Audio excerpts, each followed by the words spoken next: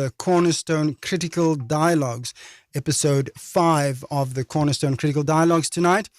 And if you've been listening to us or following us for the past 5 weeks, you'll know that every week we take a deep dive into one particular topic.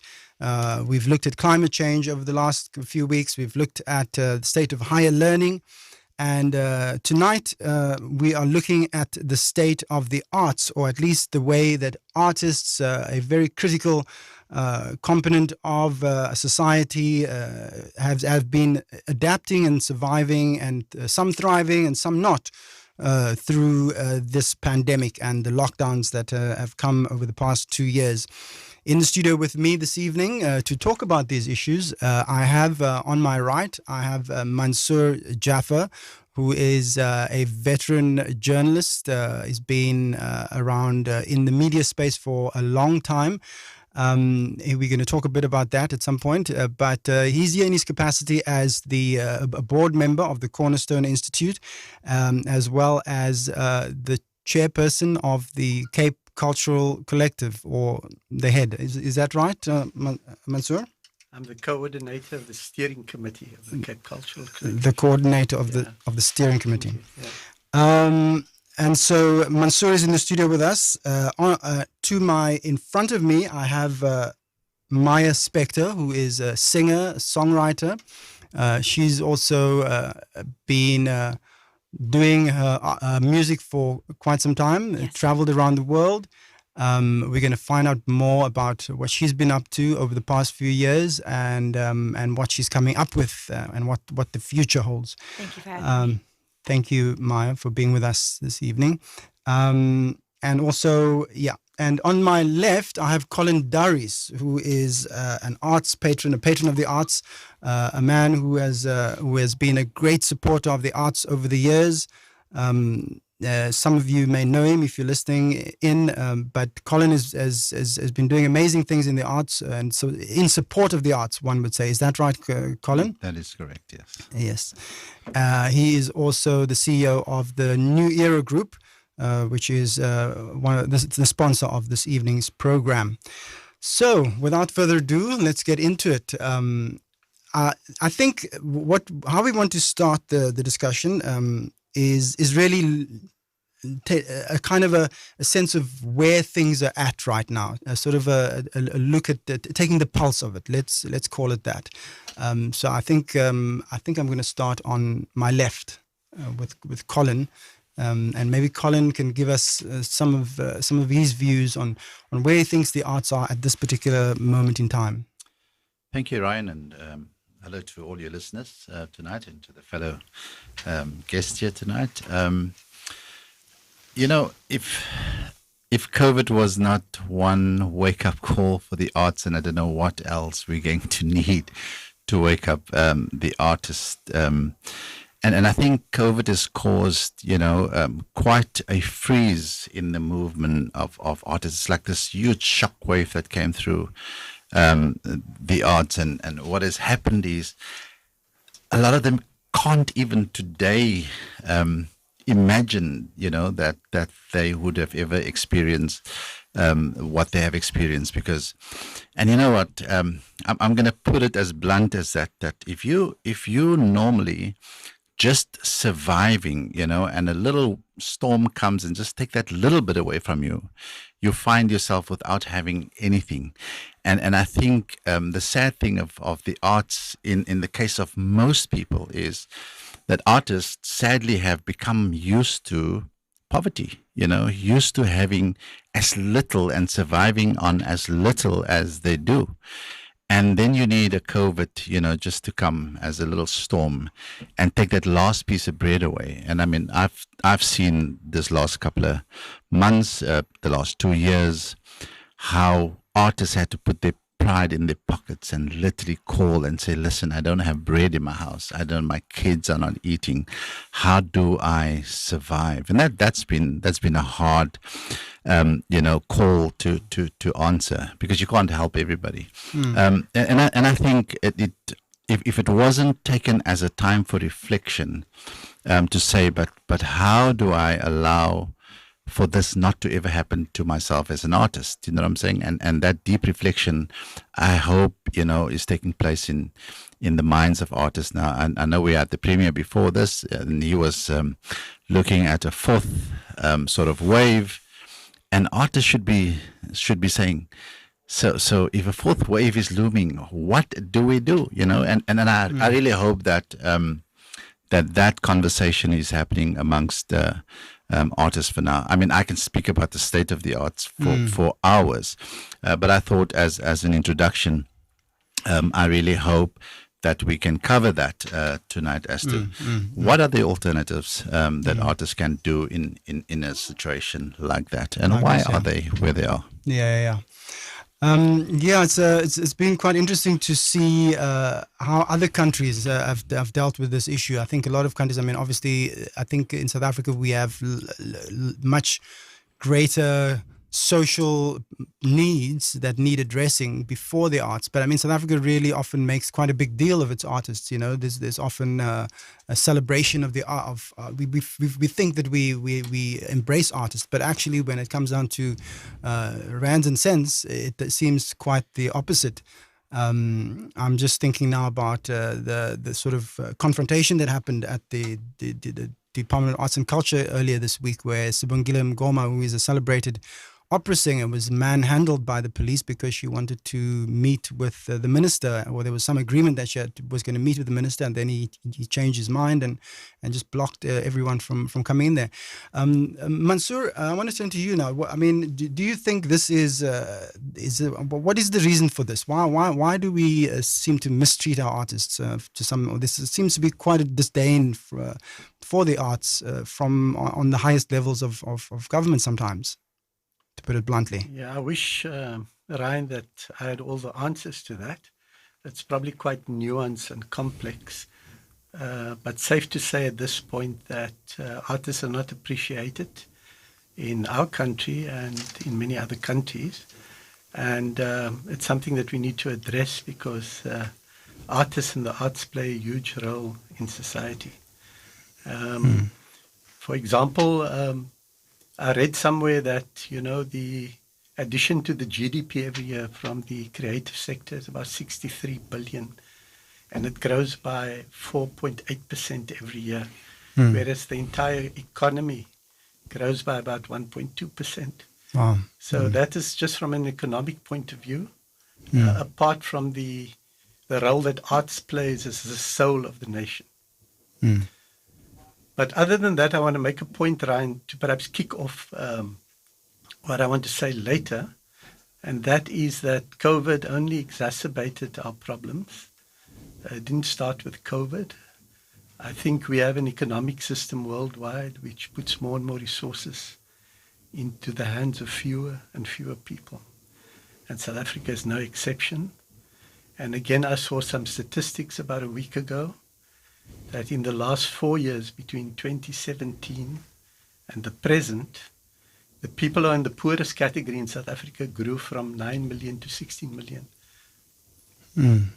That's people who get less than, or 3,500 Rand or less per month. I mean, those are staggering figures. 16 million people have to make do with less than 3,500 Rand a month. So that is the result of an economic system, and if you add to that, poor political management and corruption, and poor service delivery generally, then I think we have a cocktail which needs to be dealt with. It's a kind of superstructure that we have to deal with. And artists are included in this. When you speak about these categories, it's not that artists are separate from the economic or political structure. And so I think that is the first point I want to make. We can talk about it a bit later. I don't think we're going to solve the world's problems today. Yes. But that for me is a kind of a context in which artists are operating. Yes. Thank you, Mansoor. Maya, tell us a bit about yourself and what you've been up to over lockdown as an artist, someone who is in the business of expressing yourself through music. How have you survived over the past 2 years? It's been extremely difficult, and I think that when it all hit, it it hit the arts much earlier, I think, than it hit everybody else in their sectors. I can remember that my gigs that I was booked for were getting canceled, I think, 4 months before we went into lockdown. That was a lot of, concerts that were happening for Chinese people or for just a lot of foreigners coming from different parts of the world. And it, I think we all went into huge shock months before everybody went into lockdown. And the lockdown, in a way, wasn't as shocking as the couple months before trying to prep. Almost like I think we all felt like preppers in a sense. And it was very, very scary, but also I was in a pretty good position in the sense that I was teaching music. So I was able to move all my students online, and I was able to earn an income in that way. Also, another way for a part of the community that I belong to in the jazz music space, that we had a lot of help from different countries, especially from the Swiss. So when you were saying earlier that some countries had a better infrastructure kind of developed for the artists when they were going to go through some trauma now. So we relied quite heavily on the Swiss, and then there was like Norwegian funds and stuff. So I hope that the South African government and other governments around the world can kind of learn from the way that they prepared for themselves as well for other countries. And that was a godsend, really, to help myself and some of the community to get through it. Unfortunately, some people didn't hear about those kinds of funds. And if you didn't have somebody telling you about it, it was kind of difficult to jump in on the action. And I've spoken to quite a few people in the past couple of weeks because we're getting out of the house again, and happy to see people, getting out on the scene again. And they're saying, oh, I had no idea. I never even heard of that fund, or I never even knew I could apply for this or apply for that. So if you didn't have a friend kind of on the ground giving you the this, that, and the other, it was very difficult for people to know. So luckily I was able to kind of survive that. But it was a shock. It was a huge, huge shock. And I think the only thing that we can say that was the most beneficial from lockdown was that it did kind of get the creative juices flowing quite a bit. There's quite a lot of art that people are going to be, it's going to come with a rush now with all the art that's going to come onto the scene. The result of all the isolation and and all the people cooking up new things and new ideas. I think that, surveying, as an outsider, I think I've been amazed to see some people really taking advantage of new technologies. A good friend of mine is a well-known comedian, and he did a show. He usually performs at the Baxter, and one of his shows, his early shows after lockdown, he did online from his living room at home. And I remember speaking to him a day before, or just before the show was about to start, and he said it sold 17,000 tickets. 17,000 tickets. Usually that's usually the Baxter, the big theater, takes about 800 seats a night, and so then obviously you have the recording, and then you can replay it and resell it maybe for cheaper because it's not live. But I think people who've had built-in audiences like that have really managed to accelerate what they were doing, or take advantage of the new technologies in a different way. And then obviously you've had places like the Fugard, which is now gone under. Iconic places like that, and Colin, at some point you were running a bar, a jazz bar at the castle. Tell me about that. Well, also, in an attempt to support the artists, but it just becomes impossible if there are so many lockdown regulations that just are not conducive to the operation of such. We literally created jam sessions just to get people, to get paid, But it was difficult, because nobody want to start a party at 9 or end a party at 9, started at 7. You know what I'm saying? So it's been a little bit of a hard one. But just to your point that I think artists need to understand that they are in their own right business people. They have a product that they need to sell, and for as long as they don't view themselves as business people, it's going to be hard for them to then recreate or reinvent themselves when things like these happens. If you look at every business in this country or in this world today had to go and say, okay, how do we reinvent ourselves? How do we send our staff home and they must now work from home, and how do we cut the cost, etc. And artists need to do similar stuff and say, how do we build, and you've said correctly that the people that had a good client base or a following were the people that could actually survive. You know what I'm saying? And I think that if artists realize that I need to cultivate my client base or my following, and I need to have a relationship with them. So if anything happens, that I can count on the 5,000 or the 10,000 people that I have developed a relationship with. Way too many artists are just there for the gig. They come in there, they play the gig, and they go home, not understanding that I need to create my following. Whether you're the drummer in the band or whether you're the guitarist just there, you got to create your own following, and that has become critical. And it's just shown through this time. Those are the people that has actually survived. So we're going to take a break for music, listeners. If you're out there, whatever you're doing out there in the city, I hope if you're not at home, then you should be out supporting the arts, because it's First Thursday tonight and all the galleries are open. People are out and about in the city, and maybe you're listening to us from your car on the way into Cape Town. If you are at home, you can also watch us in the studio. We are live on Facebook Live and YouTube Live, so you can be able to see into the studio right now. If you are not able to listen to us for the whole 2 hours, you can also catch the show on CTV as a television viewer. CTV is playing an hour of the show every Tuesday at 1 o'clock and also every Thursday at 10 o'clock. So 10 o'clock tonight, there'll be a repeat of last week's show, and next Tuesday and next Thursday, there'll be a repeat of the show. Not an exact repeat, but an hour. So if you are not able to catch us there on CTV. I want to take a break for music now. I'm going to play a song. I think it's a song by Maya. It's called Eyes for You. That would be lovely. We're going to take a music break and then, come back with some more talk. And we're also going to be joined on the phone by a poet.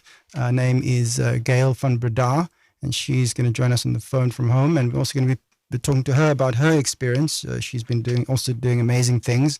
And we'll be playing some of her poems and having a conversation with her. But right now, let's listen to Maya Spector, this song, Eyes for You. Let's see.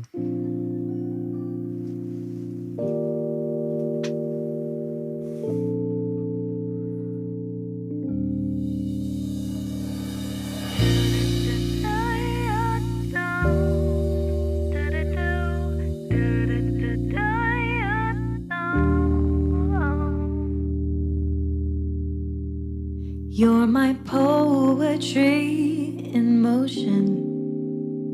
You mean everything to me.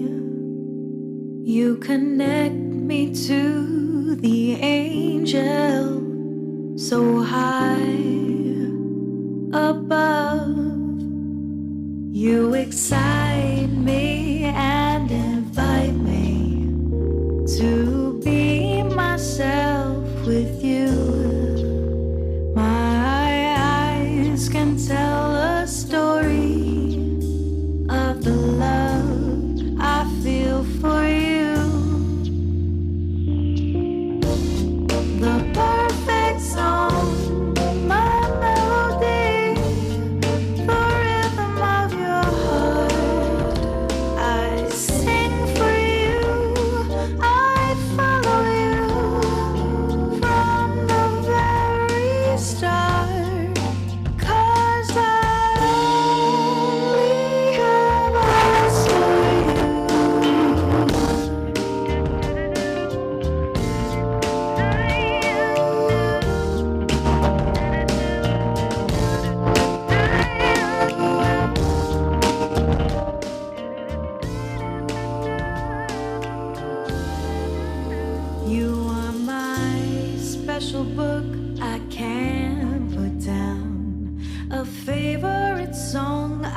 keep singing. You took the shadows out my heart and let the sun shine in. You appeared just like a rainbow on another stormy day. You stepped right in and took my hand and blew those clouds away. The perfect song, my melody, the rhythm of your heart. I sing for you, I follow you from the very start. 'Cause I only have eyes, only have eyes, only have eyes. I only have eyes for you. They only look for you.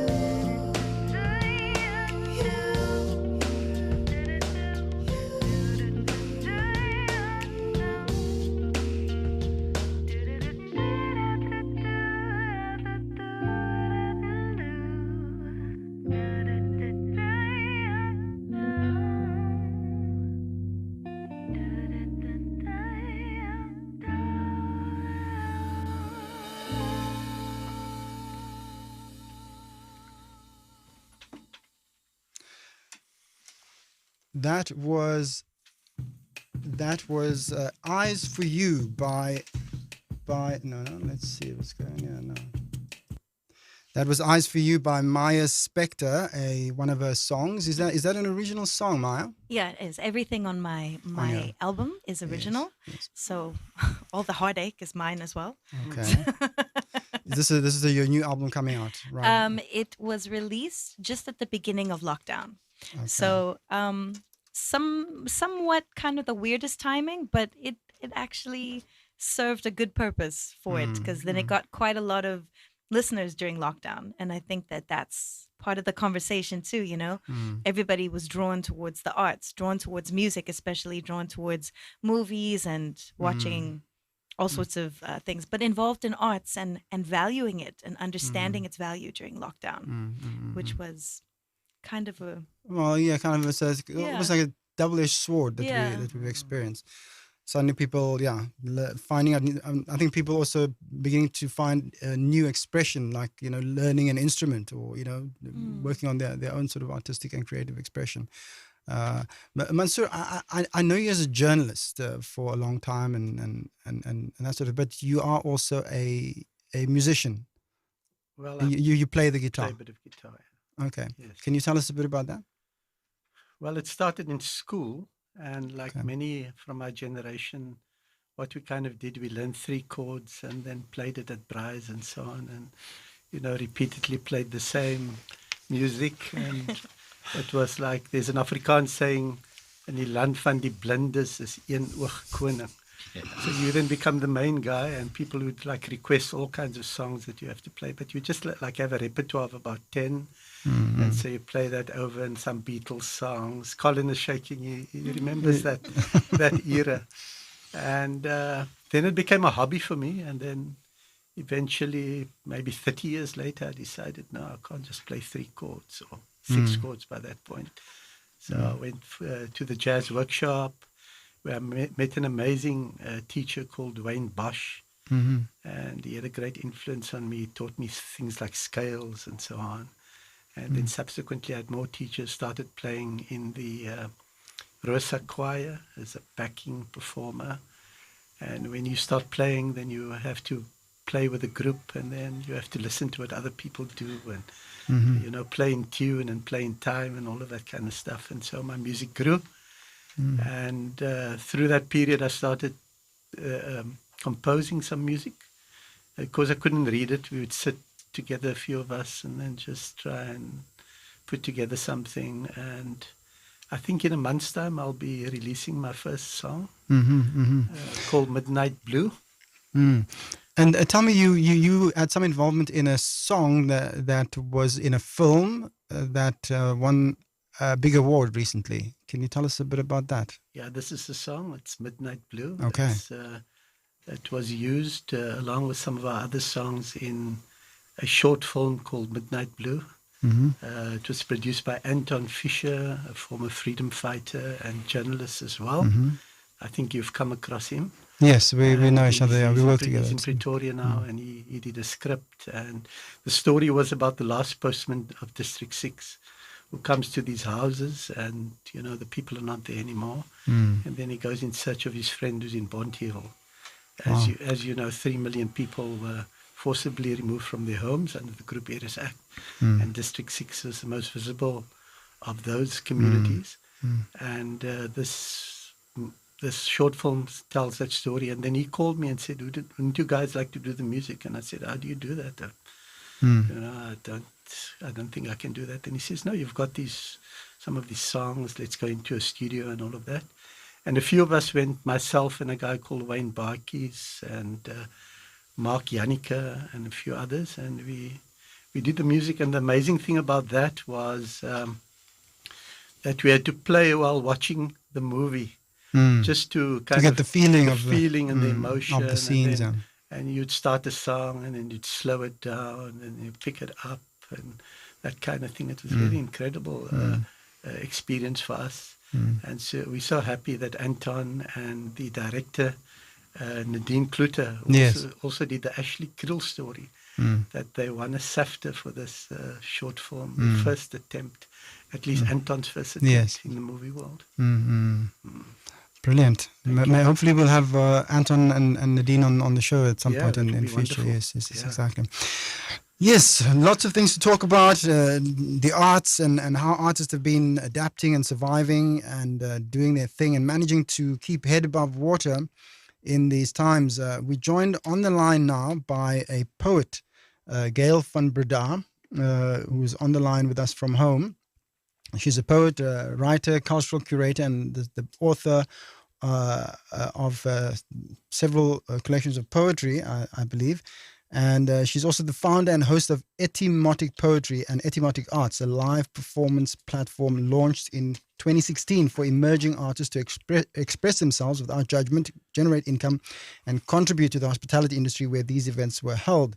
This project took place across the Cape Flats in places like Ottery, Wetton, Claremont, and Rondebosch. Gail, are you there?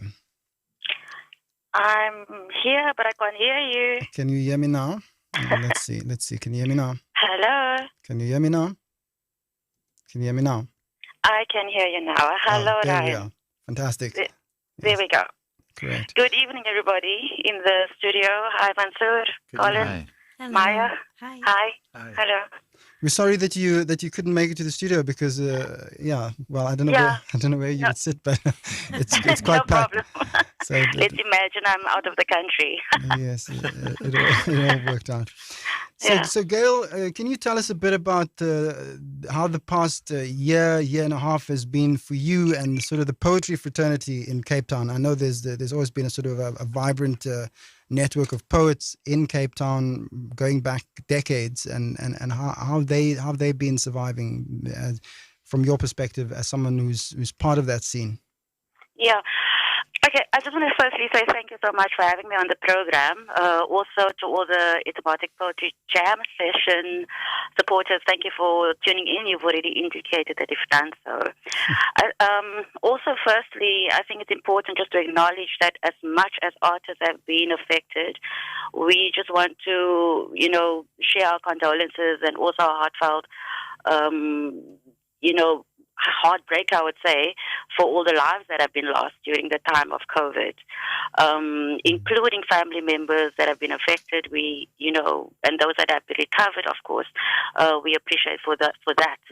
But yes, COVID has really, or lockdown has really affected the nation and the world extensively, emotionally and financially, and no different for the artist. As a poet for the past year, I think, as Maya's indicated, it has given one time to be more creative in terms of developing content. As a self-published poet, I have worked on compiling probably about 250 poems that I've worked on during this time. So the time not being live on stage or even creating the events has, given you opportunity to be creative. I think that's maybe something that we as artists appreciate of this time, is that we are creative in nature. And I do believe that even in this difficult time, that creative nature does help to find a way through the mayhem that we are currently finding ourselves in. Added to that, I think it's also important, at least for me, I had a lot of support during this time with a family or friends, that was able to, be almost like a cushion during the time when there's no income generating from the process that we have been finding ourselves in. That is not always apparent for everybody. You hear stories where people have sold the equipment, or people are asking, when is Etamate coming back? And obviously, as Colin has also indicated, to run an operation, say from 7 to 9, it is just practically impossible, because there's logistics that goes into it. The setting up already takes about 2 hours. Putting the place, all the equipment down is another hour, and then there's still the program in between. So practically, that's just been difficult to actually host such events, live events during the lockdown period, with the uncertainty, obviously, of what time lockdown is. Is it 12 o'clock curfew or 9 o'clock curfew or, midnight curfew and so forth. So, yes, for up until December 2020, the poetry events that I hosted, still ended, happened. Yeah. Oh, okay. Until the end of last year. Until the end of last year. And then, remember, then the curfew was changed again. And there was the sort of, I think it was the second wave that came through that time, or was it the third wave? And, there was just this anxiety, when you have these events, of course, there's protocol in place. And of course, as an organizer and a poet myself, you ensure that you try to maintain the protocol that is in place. But sometimes it is anxiety provoking when there is, about 50 plus people in the space.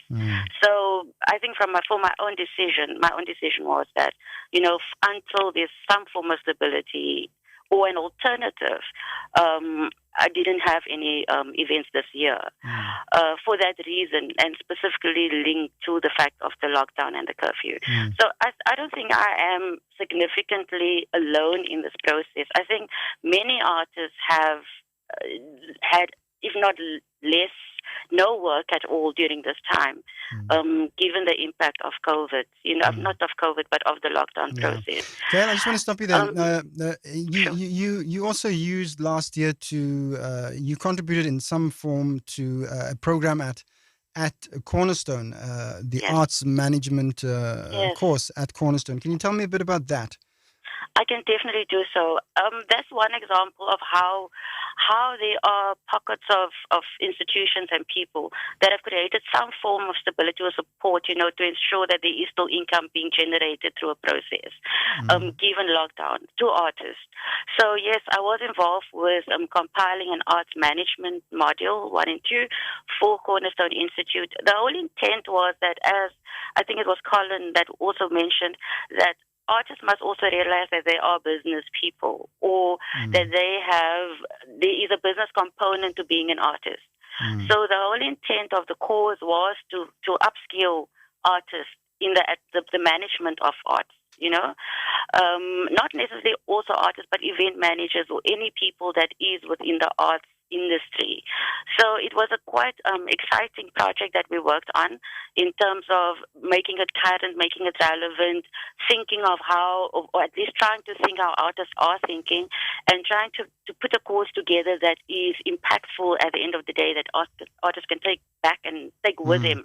So you're saying that right now, if you're an artist and you want to upskill yourself and learn more about the business side of the arts, you can go to Cornerstone and actually apply and actually do a course that will improve your business skills. Absolutely, absolutely. It is absolutely a cause that all artists or people in the arts Practitioners, industry yeah. should consider to do. Yes, Fantastic. definitely. Gail, thank you so much. I'm going to play one of your poems so that people can hear what your poetry sounds like. You're welcome. And we're gonna take a break for the poem, and then I'll come back to you. We'll come back to you, I think, a bit later in the show. But this is a poem by Gail van Breda, who is a poet. She's talking to us from home, and we're going to catch up with her a bit later. But here is the poem. Thank you. Praise to the storyteller, poet, musician, painter, dancer, the patron of the arts. Praise to all the creators giving us a new lease on life. Praise to self-expression without judgment, to courage and willpower against all odds.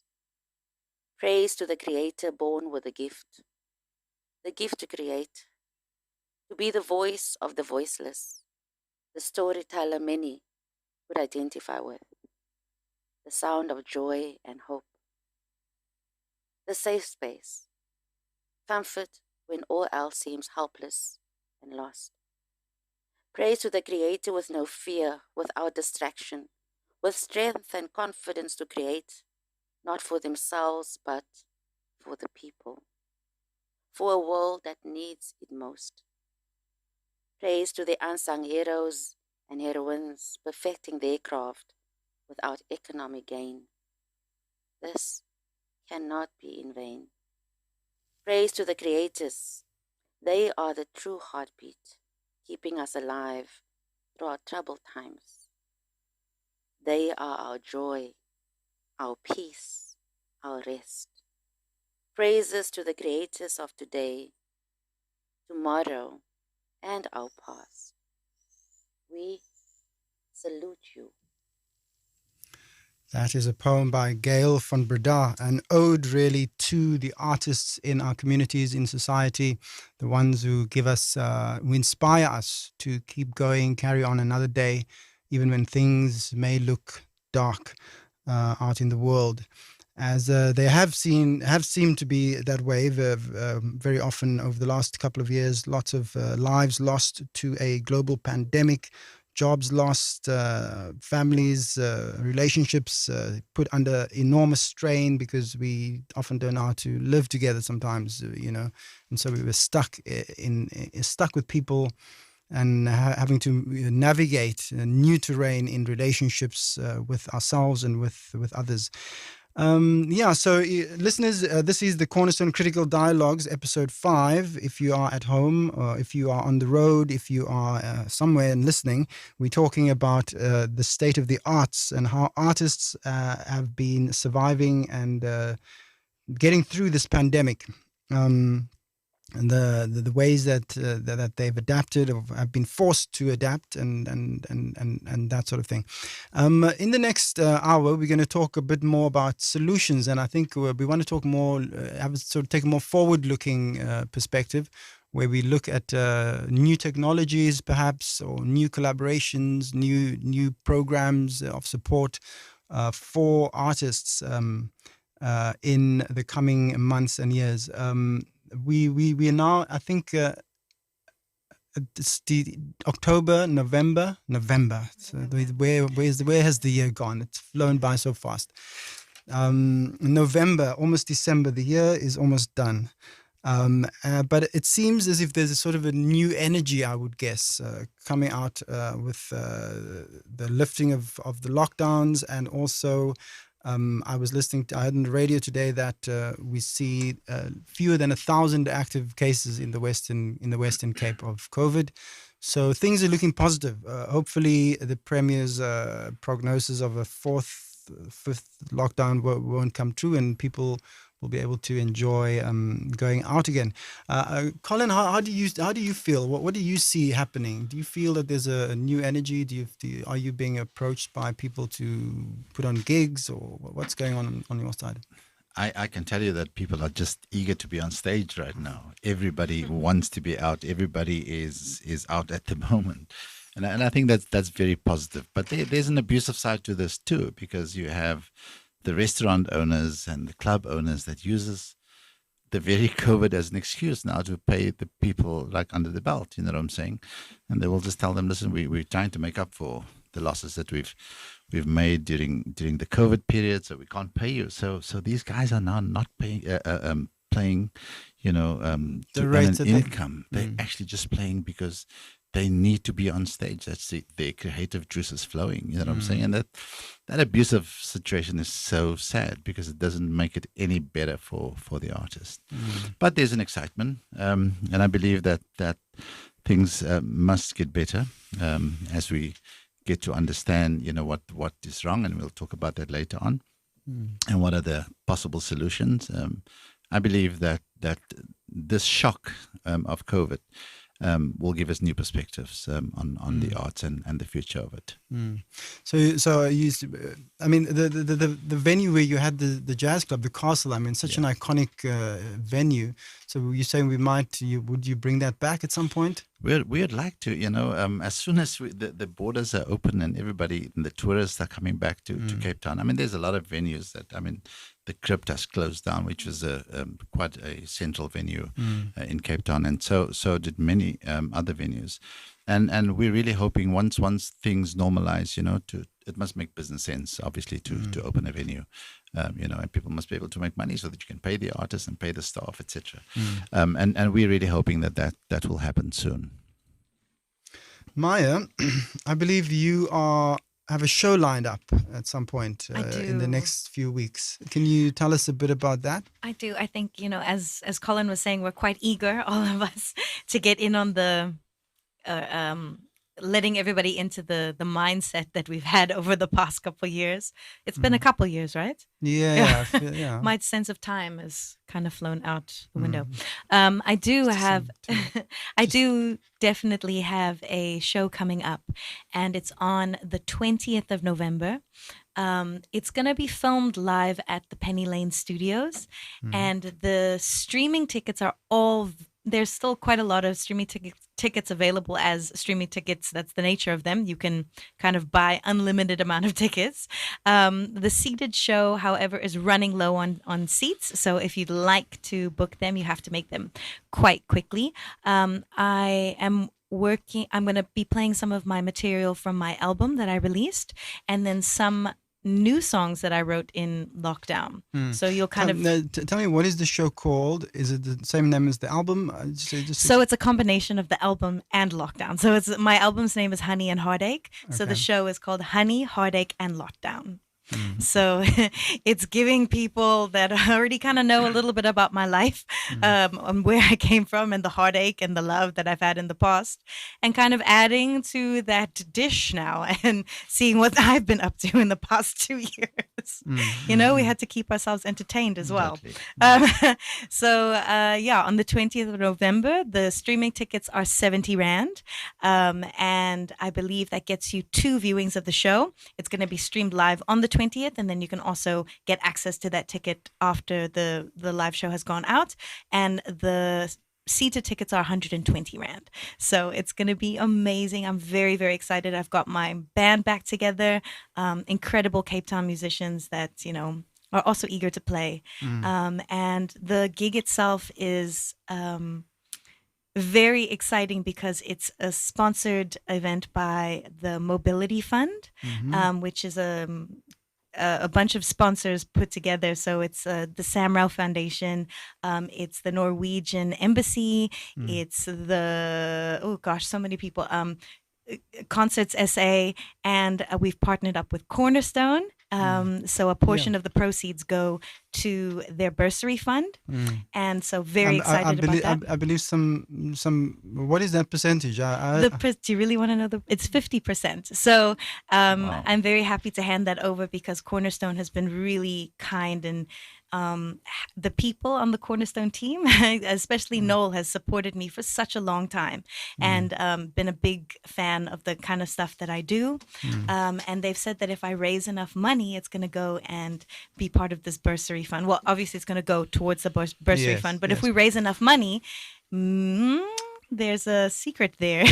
I don't know if I'm allowed to say it. But if we raise enough money, I could get a bursary may be named after me. Fantastic. So there's that. And then also with the Daily Voice. So they heard about the initiative about the bursary fund. So they've also climbed on as a partner. So that's Brilliant. really, really exciting. Brilliant, brilliant. So, listeners, viewers, if you're at home and you want to support not only the arts, but also education Absolutely. at the same time, go to Quicket. Quicket. It's on Quicket, yeah. And the show is called Honey, Heartache and Lockdown. Or you can just look up my name, Maya Spector. Yeah, just look for Maya Spector and you'll find the tickets there. They're going for 70 Rand and that gets you 2 streamings. Yes, it does. Right? Yeah. And the tickets for the live show at Penny Lane Studios are 120 Rand. Yes, there are very few. So get in on the action if that's what you feel in for. Okay. So there you go, listeners and viewers at home. If you want to be supportive, and we know that the arts need major support right now to come out of the slump of the past 2 years. And so there's an opportunity for you to put your money where your mouth is, not just sit back and be supportive of the people that keep us alive in spirit. So before we go on, I think we're going to go on, and I want to play another one of your songs as part of the going on. That'd be lovely. Let me see. This one is called Every Time, is it? It is called Every Time. There is one called Every Time. Yes. Let's see. Let's play it. Cool. Play it every time.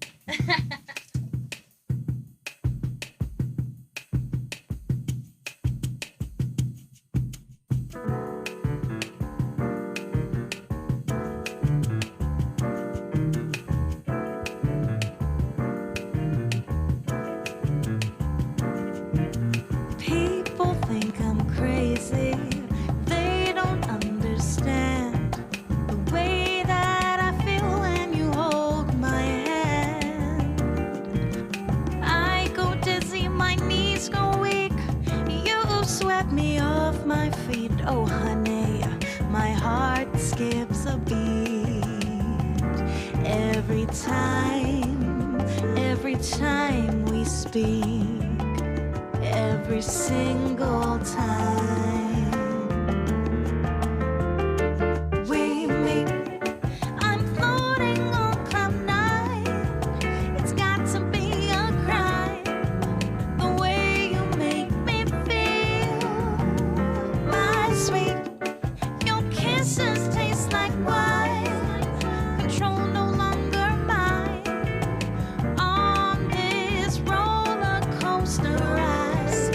Do I have to tell you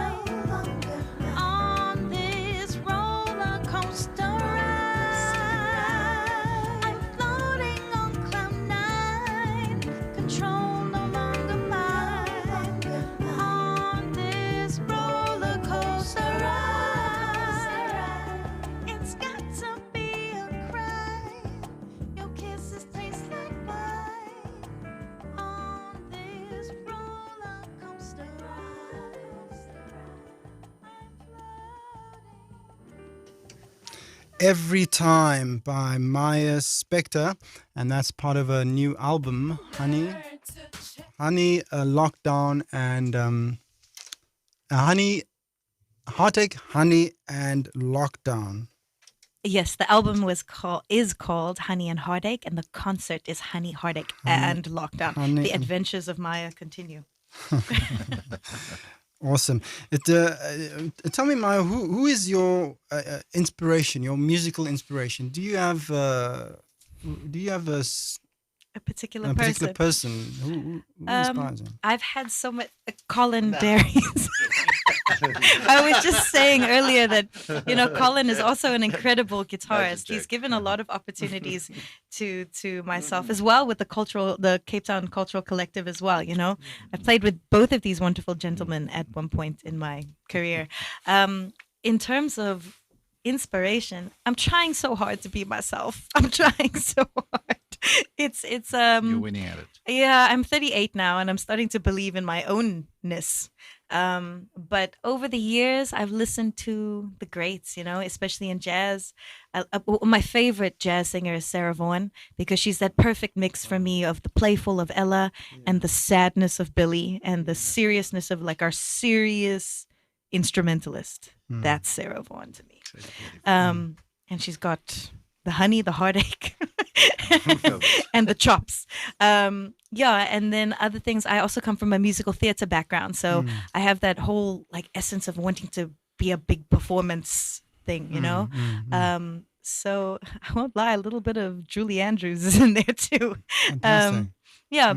But I'm trying very hard to be my own person at the moment. So I can't really answer that. I've had an exposure to a lot of different kinds of music from all sorts of cultures around the world. And I think that's kind of reflective in the kind of music that I make. It's not particularly from any particular location or place, but I hope it has a sort of a global sound to it. It will resonate with people who maybe come from a particular era in the world, in world history. I would guess. I mean, I remember watching Julie Andrews growing up. So I mean, we all have that sort of she's hip, man. She's hip. reference point. Ryan, may I say that if your listeners did not see Maya perform, they have not seen real music. Thanks.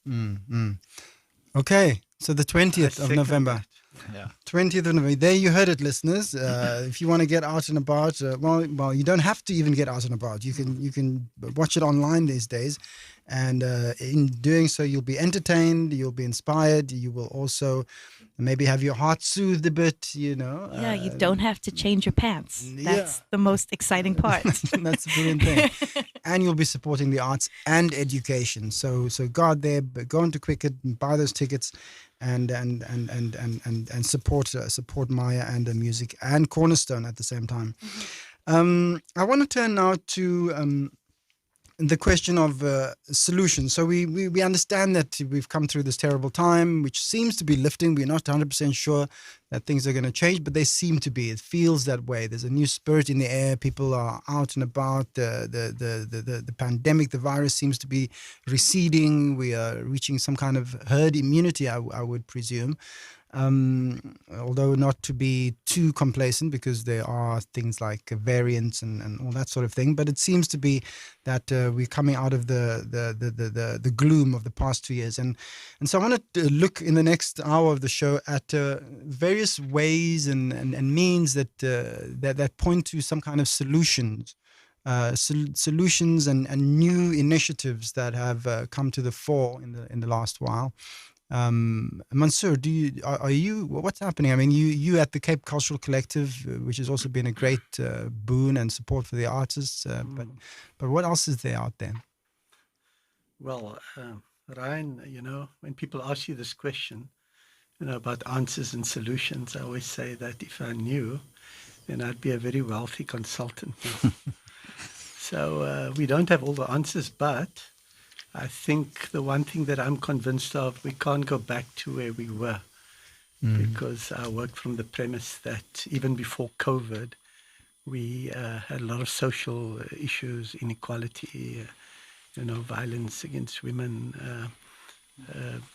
not enough opportunities for artists, and a range of other issues. So I think when we go forward, then hopefully we would have used this period in the last, 18 months to reflect on, new ways of doing things.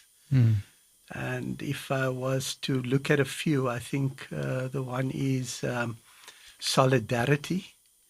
Now, I'm not a romantic, who thinks about the 80s when we were in the struggle at this great period of solidarity. There was a lot of solidarity, but, I learned about the importance of solidarity, the importance of supporting each other in very dire circumstances, like, in prison, when you're on the run, and when there was a state of emergency and so on. And there was a spirit of solidarity, not necessarily amongst the whole population, amongst everyone, but amongst significant numbers of people who were there for each other. And there was a slogan at the time: an injury to one is an injury to all. Very powerful, simple slogan, but so powerful. When people say it today, then it just kind of resonates with people like ourselves. And so I think artists need to come together rather than thinking about just ourselves and our own territory and our own fiefdoms and our own organizations. We need to say that all of us need to start talking together, looking at a vision for the arts, for the creative sectors, looking at all the different art forms that are there. I mean, it's amazing if you think. I think that since 1994, we talk about the woes of our society all the time. We do enough of that. We depress ourselves to death sometimes. And maybe rightfully there are many, many problems. But what I've observed in the last 20 odd years is just a proliferation in the arts sector. Like, we've probably never witnessed this in the history of South Africa. We talk about the 60s and the 70s and that, but that was confined to a small number of people.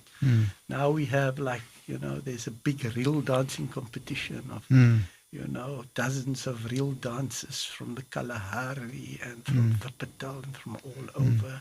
There's comedy. If you think about comedy, there were one or two white comedians who used to kind of hog the limelight 30 years ago. Now there's just like everyone is there. Dozens of them. There's comedians from every walk of life, Muslim comedians, Christian comedians, agnostic comedians, you name it. Comedians who talk about so-called colored issues, about white issues, about white privilege. And it's just a range of it. So, there's been an explosion. It's there. But are we harnessing it properly? And are we working together? So I think the first thing would be the issue of solidarity, that we need to work together. Yeah, I need to all cultivate. These formations, we need to think about how we can do that. And I'm very interested in the ways that the new technology that's available is able to support artists. And I've been very pleased to meet in the last few months old friends of mine. I'm not going to say their names, but who are working on quite interesting projects.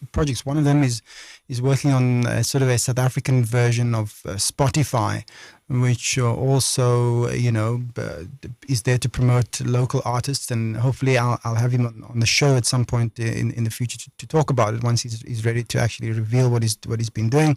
And another friend who's also busy on a similar project, but for sort of, let's say, a niche within the music industry. And so I've been very pleased to see how they are, it's not a copycatting, because the thing is that the music is unique to South Africa, and so that's been very, very good. So hopefully we can make introductions at some point and see where things can go from there.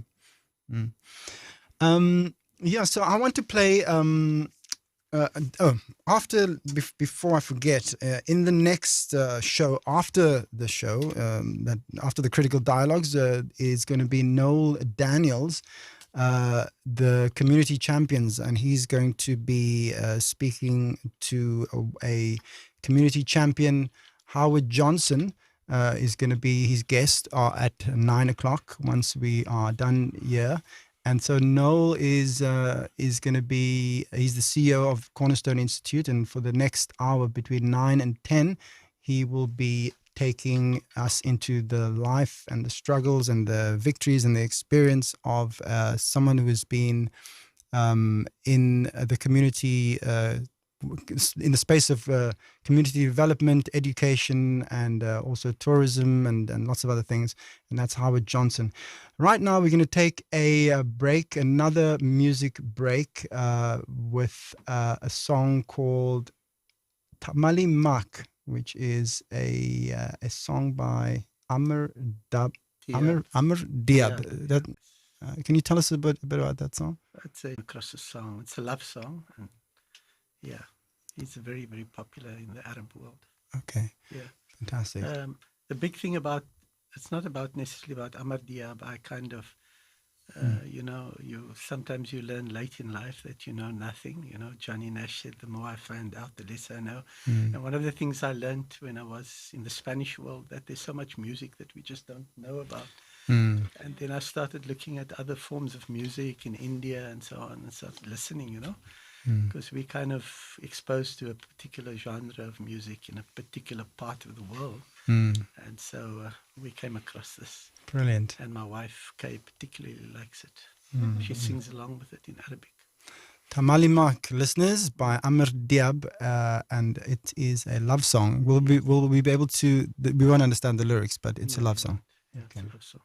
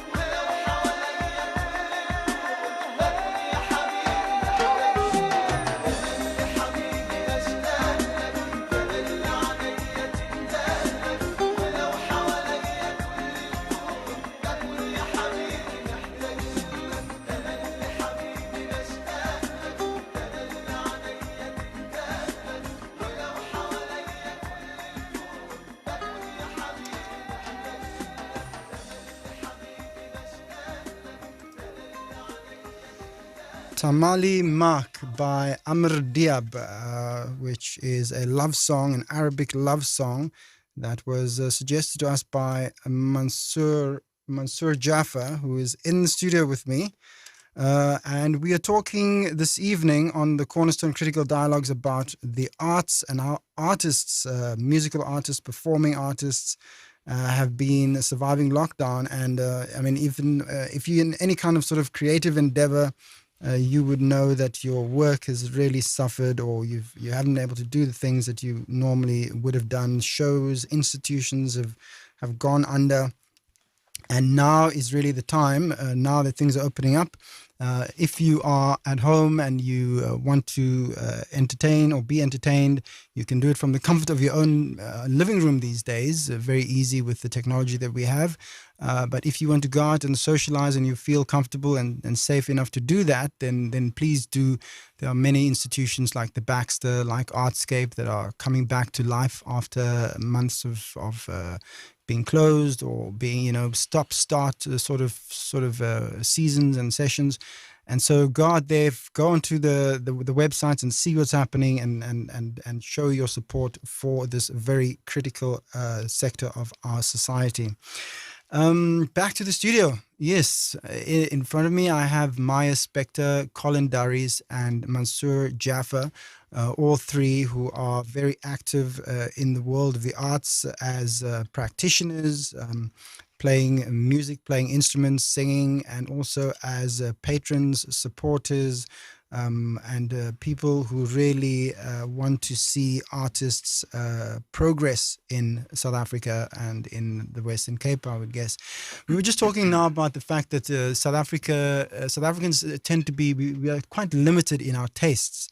And I want to talk here maybe about the responsibility sometimes of the media sector, which often doesn't expose us to the arts sufficiently, or to a sufficiently wide range of the arts. Mansour, as a journalist, I mean, how do you see things now, especially when it comes to the question of media? I mean, I remember working at the Cape Times for the Top of the Times, and reviewing plays and music and theatre and dance even at the time, and movies. But it seems to me that a lot of particularly newspapers are really have sort of become mostly advertorial vehicles. We understand why, the pressures of commercialism and that sort of thing. But how can we change this? What is to be done? Yeah, look, the media, we can't speak about the media as a kind of homogenous entity. So that's one thing. And we have many more platforms that we had at the time when I was using a typewriter in journalism, and where people basically had access to the printed media. They would sit with their newspapers every day. Now we have a multitude of platforms, and we should use it a lot more effectively and creatively to be able to look at new forms of media and music and art and so on and so forth, and expose that to our fellow South Africans. I think the artists have to do that themselves, and then we should still lobby for government to do that through the education sector. I think in schools we need to build the arts sector and expose young people to different types of music and genres and so on. And history is about arts and culture.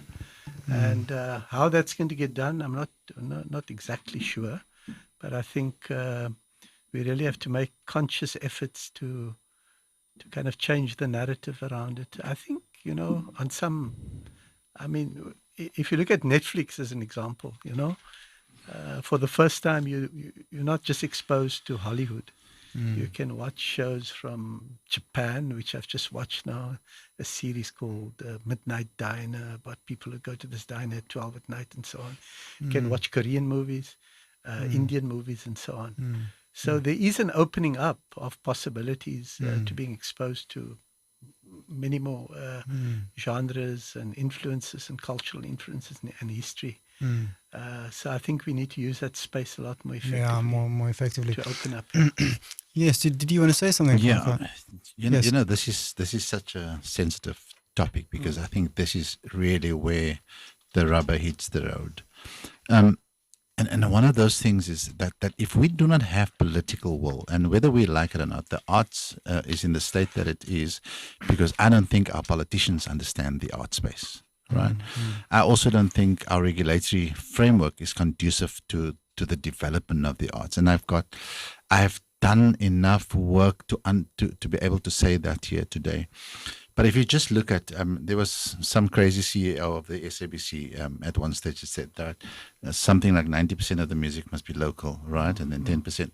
You know, as crazy as that thing was, it was the right thing to do. It just the way that it's been done was wrong. You know, there should have been a phase-in sort of approach. Your reality is, if we continue to play American music on our radio stations and American movies on our TV channels, do you know what we're going to create? Just exactly that people is going to get used to it. Sometimes you get an old or a new BMW and the shape is not all that good, you know, but if you go past it for a couple of times and you actually start liking it, you know. And the problem is our people are not buying our own people's music because we are not playing it enough. We are not. We should be playing 10%. That ratio should be absolutely the reality. And as people get, I mean, if you look at some other countries like Nigeria, I mean, these guys are hectic on playing their own stuff. And why can't we be jealous around those type of things and say, listen, we need to get our people to understand and appreciate our own music. And I don't think they do, you know. And until such time where we have political will to say we gotta change the landscape. If you look at the regulatory frameworks here, and you look at the amount of work that has been done in other sectors, you know, around transforming those industries. Ask yourself, what transformation has happened in the arts? The arts are still looking exactly the same as 25 years ago. Artists are still poor, you know. The radios are still playing the same music now. We can argue it's for commercial gain. Tell me, are we not good enough, you know, to be able to be on any stage with any world musician? I believe that we have enough gift. And that's got a ripple effect also, because artists are so despondent. They don't really want to create the quality that they can, because why must they? You know what I'm saying? Because it's just another song. And I believe that we are doing ourselves a great injustice for not having a look inside of our political system or regulatory framework and start saying, I mean, if you go to Dubai and you want to start a business, one of the rules there are that you need to have a local partner. That's just how it is. It's a regulated thing. It's now starting to open up. But if you go into deep Saudi, you're going to have a partner. You know what I'm saying? So why are we not hard enough? And why don't we have enough political will to enforce it? Those are the type of things. We are way too liberal in our views. Yeah, I think what you're talking about is you almost need a kind of a nationalism that is enforced. Like it's a very strong nationalism. It reminds me of what you just said. Now reminds me of an experience I had in 2007 where I went to Gabon in West Africa, and I was there to film a cultural festival. And if you don't know anything about Gabon, it's a country of about 2 million people, and there are 40 different tribes. They divide into 40 different tribes. And I went to this festival, and the one evening took place over like a couple of days. But the one event where there were 40 different groups of people who came on stage to perform, they were all from Gabon, but they were all from a particular ethnic group in the country. And it just blew my mind that every group that came on was completely different to the one before or after. You know, the language they sang, the way they danced, the outfits they wore and everything. And they were sort of just celebrating being who they were among other people who were also doing the same thing. And it was this amazing sort of reflection of the diversity of this country. I mean, I think in South Africa, we don't even know. I mean, if you talk about, for example, the real dance, you know, it's something that came up a few years ago, but not a lot of people have even seen that, you know. And so we do have this diversity, but we just are not creating the platforms, I would guess, to elevate them and to emphasize them.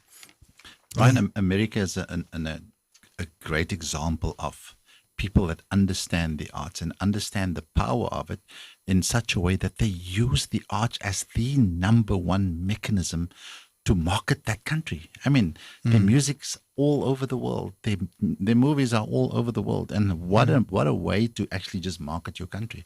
That's what we should be doing. You know, we should be taking our music all over the world. We can't even sell it here. And so, yeah, I mean, I guess what it then leads to, I mean, you almost, I mean, America actually, if you think about it, is a country which has similar problems of inequality and poverty and all of that kind of thing. But when you watch the movies or you listen to the music, it seems like this. It's perfect. Yeah, it's this paradise, the land of milk and honey. And so they've been able to almost change the narrative or the reality of how they're perceived in the world. I mean, I wonder. We obviously have all these problems, but then the narrative that I think is out there, particularly after the events of the last few months, as actually it's quite negative out in the world, right? Would you say, Mansoor, at this point? How do people, if you were to look at it from a sort of a public relations perspective, if you were an investor looking at South Africa, you would be concerned, I would guess. Yes, I would imagine so. But coming to the matter at hand, I agree with Colin that we need a good regulatory framework for the arts, and we need to put pressure on the political elites to take the arts seriously. It's important. But as a nation as well, we have to take the arts more seriously and in different sectors, because music and the arts generally exists in many sectors. I mean, if you think about church choirs and the minstrels and the Malay choirs and, you know, the Moravian brass bands and so on, they are there. And so I think the issue of solidarity is important, that we need to link up and in fact push ahead for these kind of regulatory frameworks and for the political will and for the resources to be unleashed, and also to look for new creative ways of doing things. Just as an example, you know, during COVID, the one thing we realized is that we could reach new audiences, and so, you know, that's something that needs to be looked at. And so we did a United Against Racism cultural program with other groups around the world, and we reached, for example, Philadelphia, where the Black Lives Matter movement is, and we reached the UK, inner city of London, and the occupied territories of Palestine. There were people online watching us. Wow. And so you could reach, you know, Timbuktu or Vladivostok in Russia. Or, this was under the auspices of the Cape Cultural Collective. It was done by the Palestine Solidarity Committee, Unite Against Racism, but we partnered with them, and we had some artists, and there were many other artists. But it made us realize that while, you know, there was lockdown and we were being restricted, that there were many other opportunities. I mean, suddenly we weren't the Cape Cultural Collective anymore. We were now thinking, but we can actually, we had people in Johannesburg as well, in Port Elizabeth, in Melbourne, where there's a big South African community. And you can reach anywhere in the world, including Borley Panchatan, where my grandfather came from in India, you know, at the turn of the last century. Not that we did, but we can. Yeah, it's possible these days, so, with the technology. So I think there's a lot of possibilities that open up going forward. And I think the artist community, we really have to get, I believe, really well organized as a unit. To take advantage of these. Because a lot of these things that we're speaking about now that Colin has mentioned, we've been speaking about for a long time. And so we need to go beyond that and really take some decisive action to ensure that there's a future for the arts. Because earlier I used a figure about how much money the arts generate. It's something like 63 billion it was a few years ago. Yeah, that's in South Africa. Yeah.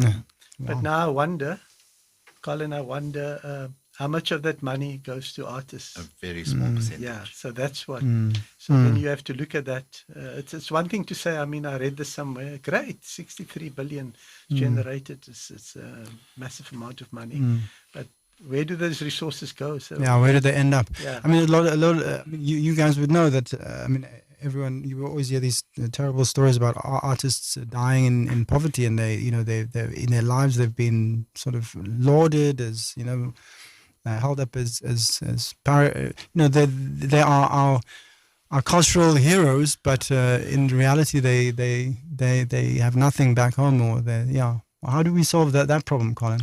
Man, we've got a lot of work to do in this country. Yeah, absolutely. We've got a lot of work to do. But and I'll answer that now. But what Mansoor is saying, and here's a typical example. You have the Cape Town International Jazz Festival, which is, I don't think it's anymore.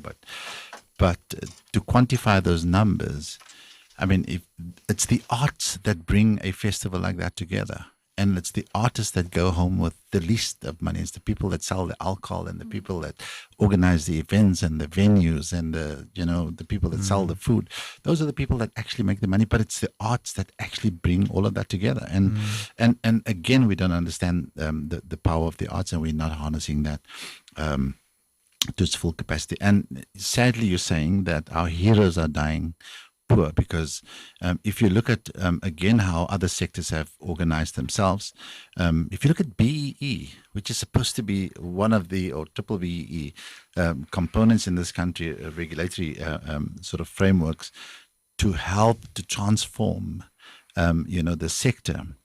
Show me any organization that can say that, listen, artists has actually benefited from it, because there is just absolutely zero, nothing happening.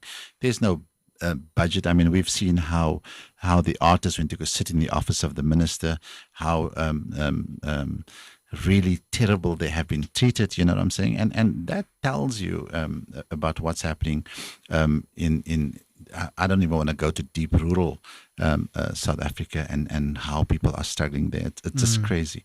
But the reality is, our artists have got absolutely nothing but the gig that they performing at, to pay them. There's no pension fund, there's no medical support, there's absolutely nothing. And we've seen how the Department of Arts and Culture was completely unprepared in any way. I mean, they didn't even know how to distribute the little bit of money that they got from the fiscus. You know what I'm saying?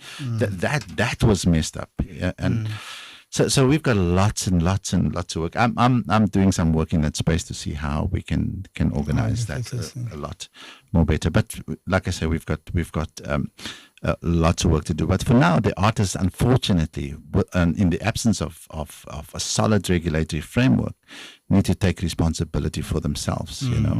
And the question is, so what do they do to be able to do that? And one of those things is artists need to start saying, listen, let me start thinking differently. I can't be doing the same thing over and over and expect a different result, right? So what are the things that we need? We need to develop different streams of income. Let me empower myself with knowledge. You know what I'm saying? That's what I'm saying is anybody that comes out of this COVID experience and has not been changed, then you must just close your doors. You know what I'm saying? And we need to look at ourselves as a brand and say, how do we build this brand? And it doesn't matter if you're just the drummer or the guitarist in the band, you are responsible for your own brand. You know what I'm saying? And how do you sell that to people? Those are the questions that we need to, and our artists have also become so chilled, that we're all competing for the same gigs in the cities, you know what I'm saying? And there's only so many gigs. We have become so lazy that we don't take it out in the rural areas where people really want some of the stuff. We're not touring our gifts, you know what I'm saying? If you look at America, I mean, these guys have got world tours. They tour all the time. The artists are hardly at home. Yeah, we want to go sleep at home every single night, you know what I'm saying? And then we wonder why the clubs are paying and the restaurants are paying these guys, a pittance, because, I mean, they're just, the demand is so big, you know what I'm saying? So if you can pay a guy 200 Rand instead of 1,500 Rand, why not? You know what I'm saying? Yeah. So I think this is a critical thing that you mentioned now, because it's almost a sort of a chicken and egg situation. If you are an artist who has cultivated your audience, and if you know that you have a following, if you go to a venue owner and say, listen, this is who I am, and this is, and it kind of gives you more bargaining power than in that situation. So that's, I always say to the guys, you got to start creating your own gig. Stop waiting for somebody to call you to say, hey, start. And I Yes. see that's coming through. The guys are starting seriously to create. You see the farms all the wine farms are booked out because they book out the farms and they go. And if you have a following, that's the best way to actually, start developing your brand. And like I say, I wish we can have an arts blackout in this country one day, where we just for one day stop all the music, all the movies, and then people realize how powerful, because I think we're so spoiled, you know what I'm saying? How powerful the arts are. I mean, we switch on the radio and the music is there. We switch on the TV and the arts and the movies are playing. And we don't realize, the people the creatives that actually create all of that, the real struggle for them to actually do what they do. And we need to start counting on civil society to start supporting that, that vision. I mean, we have campaigns in this country that says, let's save the rhino and let's save the panda bear. We need to run a campaign in this country that says, let's save our artists, because they are all dying poor. Not all, but Fantastic. most. Yes, thanks, Colin. Sitting in the Cornerstone Critical Dialogues listeners out there, we are talking about the arts and what can be done, what should be done, what needs to be done about supporting artists in South Africa. We are in the last 20 minutes of the show. I'm not sure we're going to have enough time to get back to Gail van Breda. Gail, if you're listening at home, don't be too upset if we don't get back to you. But what I am going to do is I'm going to play your second poem. And this is a poem by Gail van Breda, who was with us earlier on and is a big champion of poetry and a big supporter of the arts. And listen to this. Answers are not always apparent, not always at our fingertips. Sometimes are hidden in the haystack, lost in the mayhem. At times we feel hopeless, seeking answers for our helplessness. There come a time when the lack of answers leave us in pure darkness. No matter how hard we try to keep afloat. And so we continue to breathe, one day at a time. Sometimes 1 minute at a time, until the answers become clearer. For today's despair is tomorrow's hope. We must believe. We must hold on. We must continue our journey, because we are still alive, still in purpose. And our purpose matters most.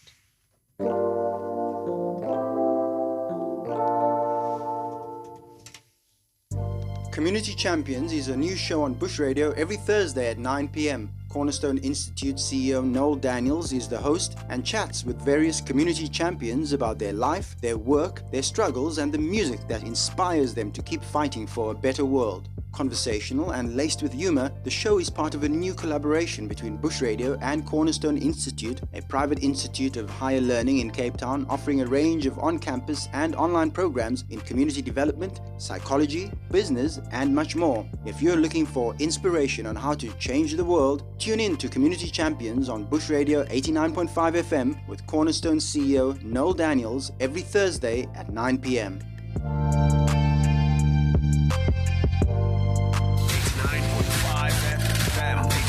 89.5 FM. Yes, listeners, that is the Cornerstone Critical Dialogues that you are listening to right now. And coming up after this at 9 o'clock is, as you heard there, the Community Champions with Noel Daniels.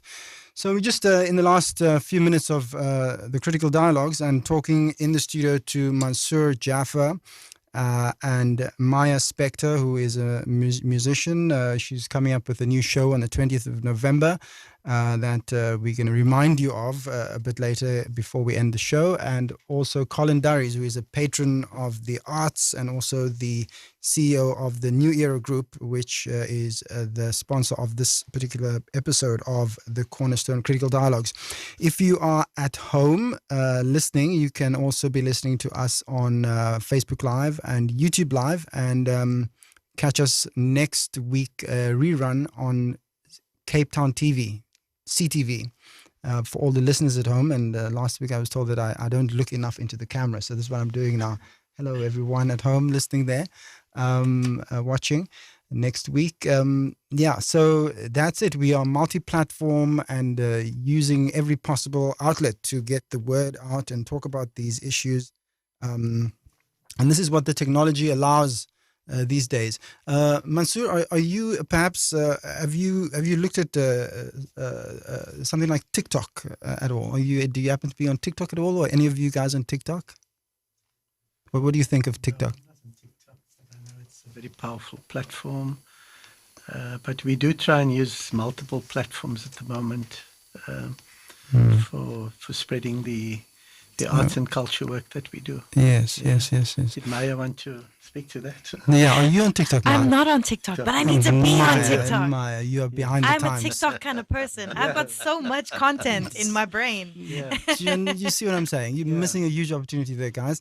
Are you, Colin? The only TikTok I know is the game that we played when I was a kid. Oh, it's not the same one. It's not the same one. This reaches millions and billions of people. Yes. No, it's fantastic. I'm a complete fan. I'm hooked. Anyone who's friends with me on Facebook knows that I download the videos and I repost them on Facebook because it's absolutely entertaining, and the sort of the level of creativity that people have found or are applying to this tool. I mean, they're making mini films. Like you can have a film in like 10 seconds, 25 seconds, and it's a complete story. And so if you are out there and I know we're from an older generation and people look at these things with some disdain. The kids are all doing their little dances on there, but really it's an amazing platform for creativity. Yeah. Incredible. And so these are the things, and these are the avenues and possibilities I think that the artists need to be investigating more closely. Because if you could be in your bathroom and do a little song and dance and talk about your show, for example, and thousands of people. Maybe other rooms. Other rooms. So these are the things. So I expect Maya the next time. I'm now, going to find you on TikTok. Yes, listeners, you're listening to the Cornerstone Critical Dialogues, and we are talking. We've gone from some seriousness about where things are at, and it is a very serious situation, as we mentioned earlier on. People who are trying to make their voices heard and their grievances known are being manhandled in the most despicable ways by the forces of the state, and so these are not good times for artists on some level. And so I think the onus now is on people to become more creative and think outside of the box. In getting their craft and their work out there, and also their grievances maybe. Yeah. I think it's a really, really important time for. I think we touched upon it a little bit, but collaboration is where it needs to be at this point in time. Mansoor was speaking earlier about the different initiatives that the Cape Town Cultural Collective takes, but these kinds of opportunities where we come out of a bit of darkness is really gonna spike the level of creativity. So hit me up if you're an artist. Let's collaborate. Let's do stuff, different types of genres coming together, different types of mediums coming together, doing all sorts of wonderful things on TikTok. But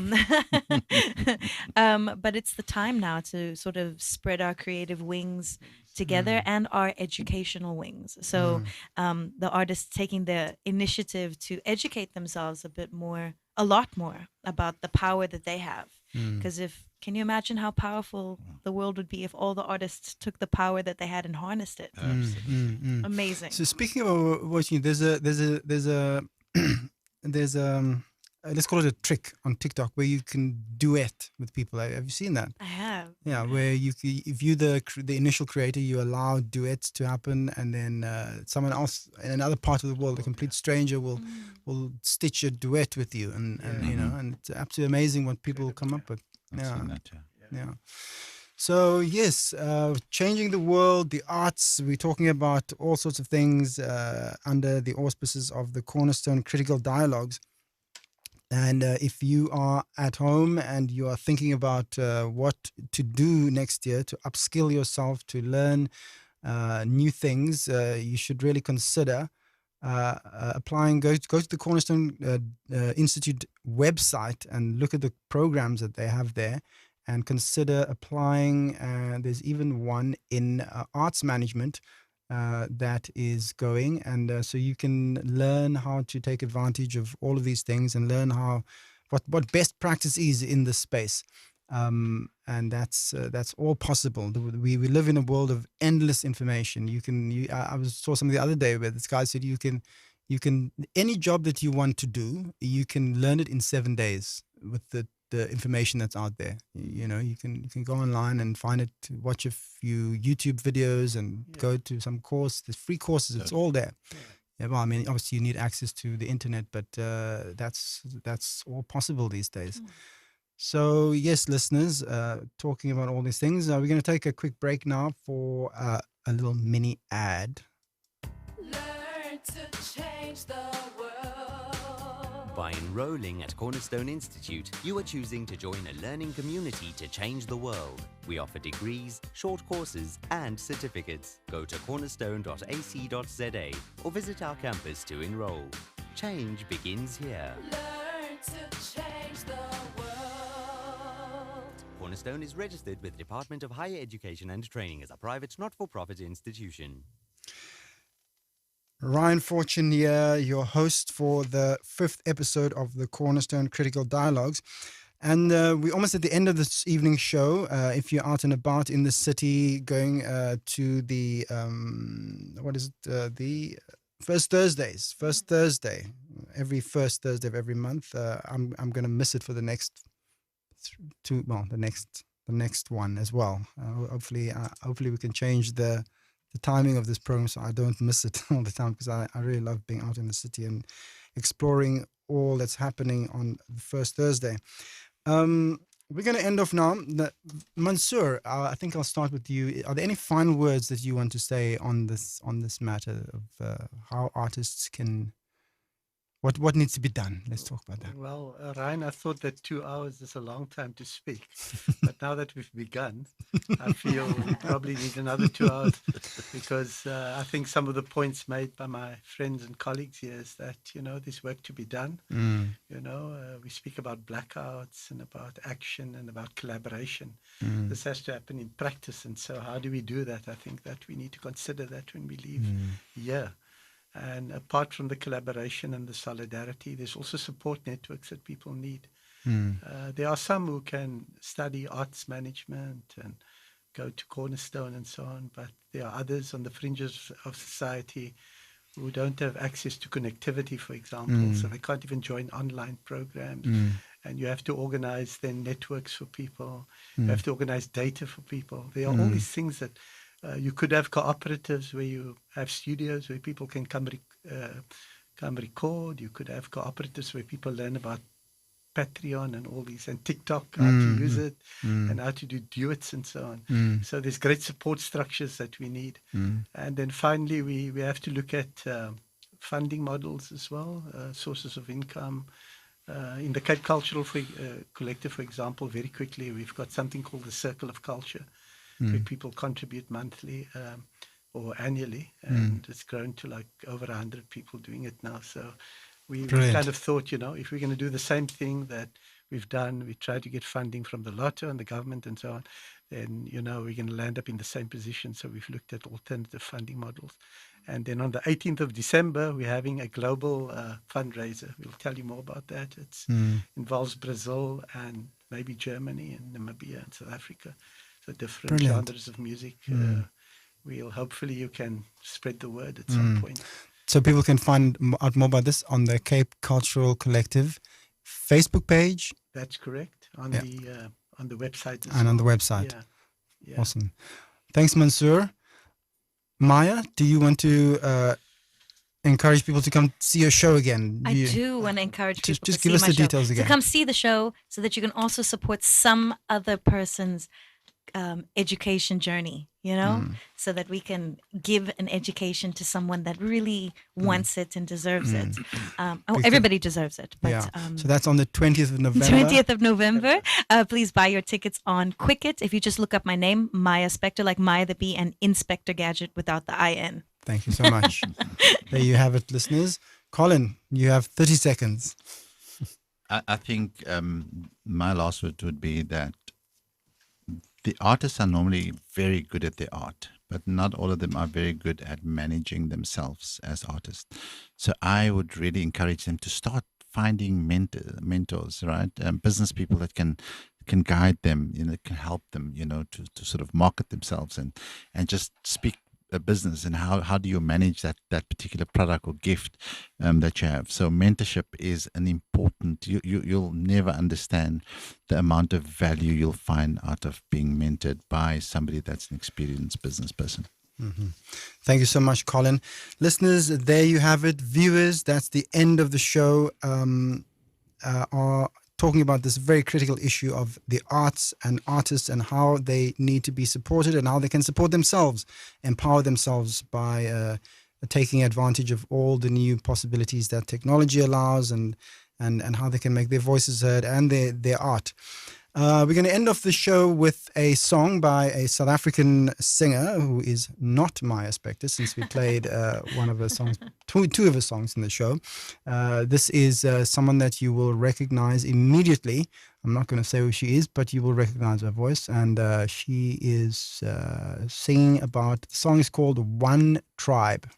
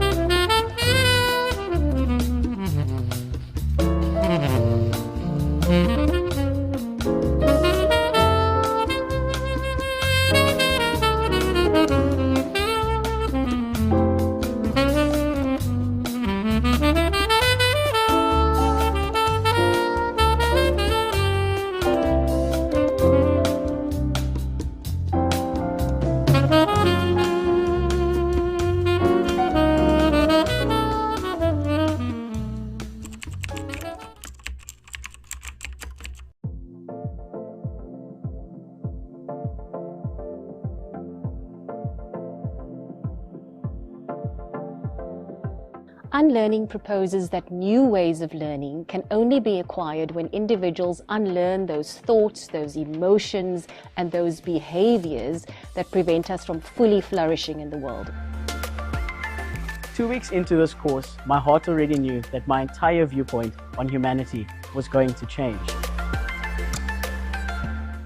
During the years that I've worked with Taryn, she has assisted me in seeing the potential as an individual, and the course has changed my life for the better. I am the person that I am today because of the course that I enrolled for.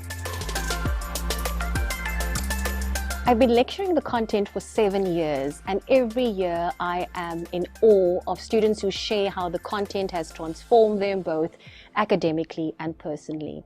I believe that the world right now is in desperate need of an education that equips individuals with both academic and personal development skills. Before this course happened, I used to hate people from the bottom of my soul. But after this course, for the first time in my life, I can say that I no longer hate people. I can finally say that I no longer see people for their circumstances, but rather for who they are as people and who they can become. The things that I learned in my early childhood about who I was not and who I was supposed to be. However, the course showed me the true identity of myself. It showed me that it was okay to be vulnerable. It showed me that it was okay to heal. And throughout the course, I have grown tremendously. And the Unlearning course does that. I realized that the content was so powerfully transformative that it would be irresponsible, that it would be selfish for me not to share it with the world. Unlearning is really a course that I've been lecturing for 7 years, but I've made it bigger, I've made it better, and I'm excited to incorporate the performing arts. I do not believe that unlearning needs to be clinical and boring. We can also make unlearning entertaining and fun. To anyone that would want to enroll in this course, it will not only benefit you academically, but also individually. It will assist you in presenting yourself as the true individual that you are, but it will also assist you in healing and journeying the life process. This course was the missing puzzle piece that I needed in my journey of self-transformation and self-discovery. And most of all, this course taught me how to unlearn this toxic behavior and how to choose happiness and positivity in the present and to stop worrying about tomorrow. The gift of this course is that it is universally applicable to any personal and professional contexts.